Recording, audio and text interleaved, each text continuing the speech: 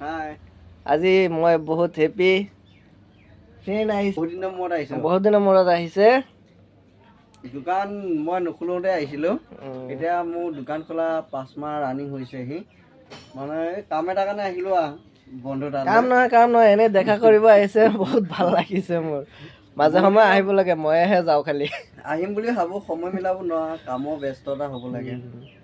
তাৰপিছত তথাপিও আজি আহিছোঁ মোৰ লগৰ এজনক থৈ